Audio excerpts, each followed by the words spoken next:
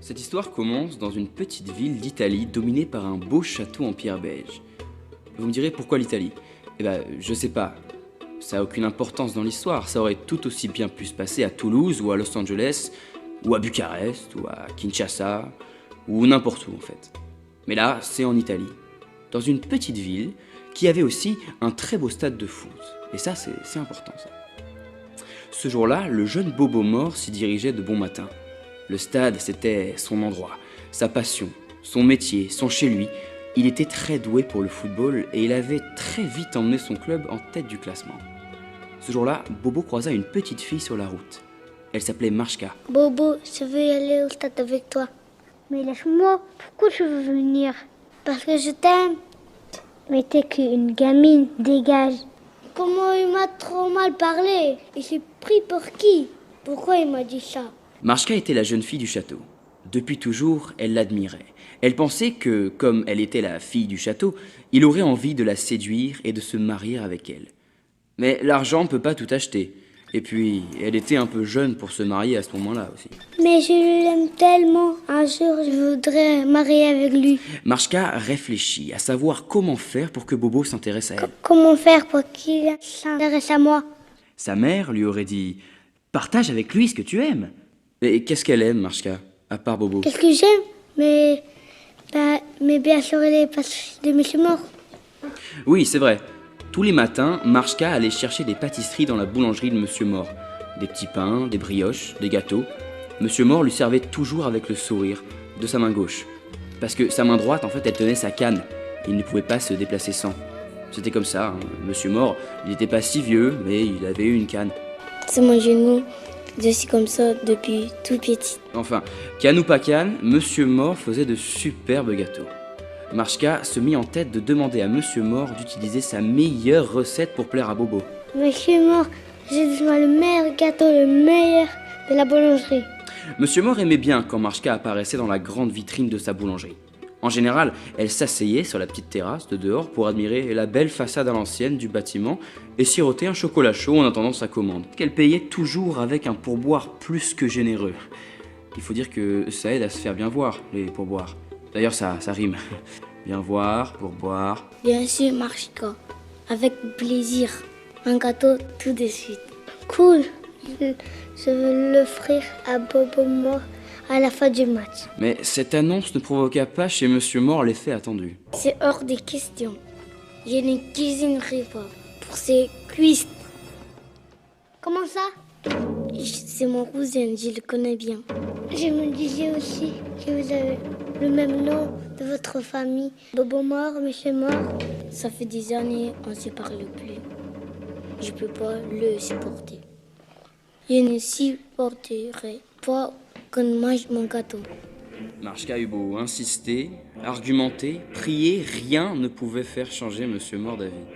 Fâchée, Marchka annonça que, pour la peine, elle ne remettrait plus jamais les pieds dans cette boulangerie. Jamais. Monsieur Mort n'eut plus qu'une seule solution, se lamenter. Oh non, comment je vais faire? C'était plus que la meilleure cliente.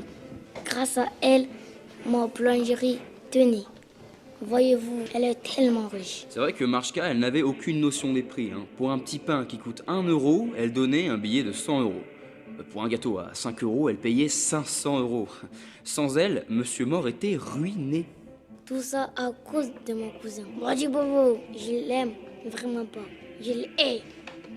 Tiens, puisqu'on parle du cousin, le hasard, comme par hasard, fit que Bobo arriva dans la boulangerie. Écoute, cousin, ça fait longtemps qu'on ne s'est pas parlé. Tu sais, aujourd'hui, il n'y a que de scellés sur ma vie. Mon équipe gagne tous les matchs de foot. Je plais aux femmes, j'aime bien mon métier. Notre dispute, c'est la chose pas chouette sur ma vie. S'il te plaît, faisons la paix. Hors de question, je t'aime pas. En plus, c'était pas beau. Tous mes malheurs, c'est ta faute. Tant pis pour tout le soleil.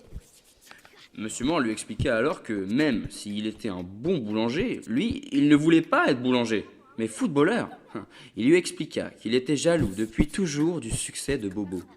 Tu peux pas marcher sans ta canne. Comment tu veux courir sur un terrain? Justement, c'est pas juste. C'est pour ça Je te hais. Bah, mais comment Bobo pouvait-il changer les choses? Bah quoi, j'ai plus rien, moi. Écoute, Bobo, je veux être footballeur. Je veux bien me réconcilier avec toi. Seulement si je peux intégrer ton équipe de foot. Tu n'y penses pas, c'est impossible. C'est pas possible. Dans tes rêves, tu rêves des genoux. Alors ça veut dire que tu ne veux pas te réconcilier avec moi? Bon gré, mal gré, Bobo accepta la proposition de son cousin. Était-ce vraiment une bonne idée? Ok, mais en tant que gardien. Avec Monsieur Mort en gardien de but, l'équipe passait son temps à perdre. Avec un bras pris par sa canne, c'était pas facile d'arrêter les ballons en même temps. L'équipe passa dans la division inférieure, puis se déclassa encore dans la dernière division. Quelle honte pour Bobo. Le président du club, n'y tenant plus, prit une grande décision. Bobo et son cousin furent renvoyés, virés, dehors, out, fini. C'était la grande débandade. Les deux cousins finirent à la rue. Je viens encore en boulangerie, mais les carreaux se cassaient. Elle est en ruine. C'est mal chauffé, surtout l'hiver. Eh oui, vivre dans la rue, c'est pas facile. Mais pourquoi ils sont cassés tes carreaux, toi? Ça, je sais pas. Bon, bref, ils avaient froid, ils avaient faim, et ils n'avaient pas d'argent. Bah non. Bah on est à la rue. Si on avait l'argent, on serait pas à la rue. Et les années passèrent ainsi. Galère. Mais soudain, un jour, alors qu'il n'y s'y attendait pas, Bobo fit une rencontre surprenante. Une vision du passé, juste au travers de la vitrine cassée de l'ancienne boulangerie de Monsieur Mort. C'était la petite Marchka, Petite... je suis pas petit. qui avait bien grandi, et qui était devenue une jolie jeune femme. Ah, mais c'est Machka. La petite Machka. Tu te souviens de moi? Bobo, le joueur de football que tu aimais bien. Comment tu vas? Tu m'aimes toujours? Tu es toujours aussi riche? T'as pas un peu de l'argent? S'il te plaît, sois généreuse. Vas-y, déconne pas. Mais non, ça va pas la tête. Elle a raison, Bobo. Tu crois quoi? Que c'est pour tes beaux yeux que les gens, il faut te donner quelque chose. Là, Monsieur Mort se tait. Je me tais. Je suis complètement muet. Je ferme ma bouche. Je ne dis plus rien. Je ne fais que regarder. Il se tait parce qu'il vient de plonger ses yeux dans ceux de Marchka. Dans mes yeux. Oh là là. Je plonge aussi dans le sien du coup. Hop. Et du coup, en se plongeant mutuellement dans les yeux, eh bien, ils deviennent amoureux. Mais c'est mort, tu m'avais tellement manqué. J'ai tellement hâte de regoûter tes petits gâteaux. Je t'en ferai chaque jour, jolie Machka. Voilà, bon, alors du coup, avec son argent, Marchka a acheté un nouveau genou en plastique à Monsieur Mort. Oui, on a dit au début que l'argent pouvait pas tout acheter, mais l'argent peut au moins acheter un nouveau genou en plastique quand on en a besoin tout de même. Comme ça, Monsieur Mort, il avait plus besoin de sa canne. Il pouvait se mettre au football et réaliser son rêve. Même si on sait bien qu'avec une prothèse de genou, c'est pas forcément évident de jouer au foot. Et Monsieur Mort, lui, dans l'histoire, il y arrive. Voilà.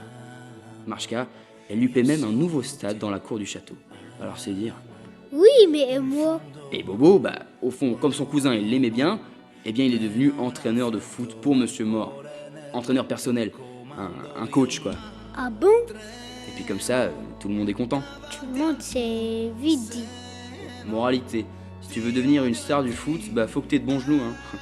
Et puis aussi, les pâtisseries, c'est drôlement bon. Ça, je confirme. Et c'est la fin. On remballe, moi je commence à avoir faim. Là. Si tu veux une suquette, Ouais, je veux bien.